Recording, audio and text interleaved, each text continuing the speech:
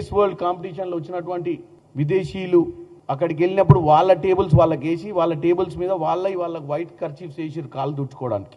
సరే, ఎవరో ఒకరు మన దగ్గర పనిచేసే వాళ్ళు అతి ఉత్సాహంతో వాళ్ళకి తెలియకనో, ఎందుకంటే అన్ని వ్యవస్థలలో మన బీఆర్ఎస్ పార్టీకి ఉన్నంత తెలివితేటలు అయితే ఉండవు కదా, ఊర్లో వాళ్ళు ఎవరో తెలియకనో వాళ్ళు ఇచ్చినప్పుడు ఎక్కువ మర్యాద చేస్తే ఇంకా మంచి పేరు వస్తుందన్న ఆలోచనతో ఎవరన్నా ఒకళ్ళు ఖర్చీఫ్ వాళ్ళ చేతిలోకి వెళ్ళి తీసుకొని కాళ్ళు అద్దుంటారు. దానికి కూడా ఇప్పుడు అర్జెంట్ గా రేవంత్ రెడ్డి గారు సమాధానం చెప్పాల్సిన పరిస్థితి వీళ్ళు ఇప్పుడు క్రియేట్ చేసిరు. దాన్ని ఏం తెలుసా, భారతదేశ వ్యాప్తంగా తెలంగాణలో మహిళా ఆత్మగౌరవం ఏమైపోయింది అనే సబ్జెక్ట్ ని తీసుకొచ్చి దీన్ని మళ్ళీ ట్యాగింగ్ ఎవరికి చేసిర్రు, సోనియా గాంధీ గారికి. పోనీ వీళ్ళు సోషల్ మీడియా వీళ్ళది ఎవరు చూస్తారో చూడరో అని నమ్మకంతో అట్లీస్ట్ కాంగ్రెస్ పార్టీ అధిష్టానానికన్నా చూపించాలని కాంగ్రెస్ పార్టీ నాయకులను, ఇక్కడ ఉన్నటువంటి కాంగ్రెస్ పార్టీ ముఖ్యమంత్రిని, ఇక్కడ ఉన్నటువంటి ఈ బ్రహ్మాండమైనటువంటి కార్యక్రమం మిస్ వరల్డ్ కాంపిటీషన్ ఇండియాకి రావడమే ఫస్ట్ టైం. అది తెలంగాణకు రావడం గర్వకారణం. దీన్ని ఎట్లా డెంట్ కొడదామన్న ఆలోచనే ఉంది తప్ప దాని గురించి ఇప్పటి వరకు ఇక్కడ సెలెక్ట్ అయినందుకు అపోజిషన్ పార్టీ కూడా వాస్తవంగా ప్రజలపై 10 ఏళ్లు అధికారం ఇచ్చి రబ్బర్ చెప్పులు ఉన్న వాళ్ళకు బంగారు పల్లాలకు తీసుకొచ్చింది తెలంగాణలో. వాళ్ళకి అధికారం వచ్చినాక వాళ్ళ ఆస్తులు పెరిగిన విషయం, వాళ్ళు పెరిగిందే మన మీద.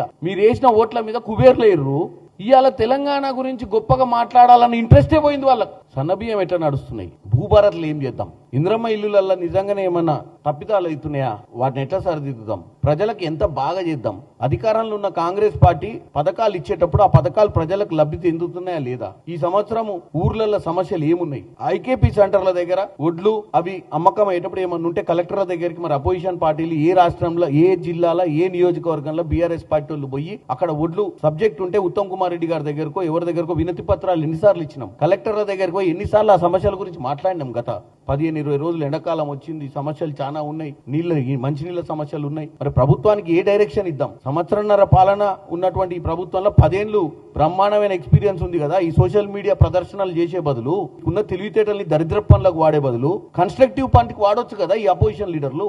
ఇలా రాష్ట్రాన్ని ఆర్థికంగా దెబ్బతీసిందే కాకుండా ఈ సైకోరామ్ అంటే సైకిక్ ఏం చేశాడంటే అంత ఆగం చేసినాక కూడా ఇంకా ఏదో ఒకటి రోజు తప్పిదం పట్టాలి, రోజు జనానికి మంచి కంటే ఎక్కువ జనాన్ని తప్పుదో పట్టియాలన్న ఆలోచన మాత్రం బ్రహ్మాండంగా ఉపాయం చేస్తుండు కేటీఆర్. కానీ అది ఒక్కరోజు ఎంటర్టైన్మెంట్ అని అర్థం చేసుకోవట్లేడు.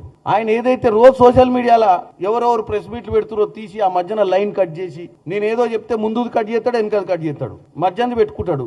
ఓసారి ఎందుకో చెప్పినా వీళ్ళు బ్రహ్మాండమైన చెడు ప్రచారం చేస్తుంది సోషల్ మీడియా అంటే, వాళ్ళు బ్రహ్మాండమైన సోషల్ మీడియా ప్రచారం బీఆర్ఎస్ నడుతుందని చెప్పి ఒక ట్యాగ్ లైన్ వేసుకొని అంతవరకే ఆ 20 సెకండ్లో 12 సెకండ్లో కట్ చేసి పెట్టుకోండి. నేను ఒక్కటే చెప్తున్నా, రాజకీయాలు పాజిటివ్ నెగిటివ్ రెండు చేయొచ్చు.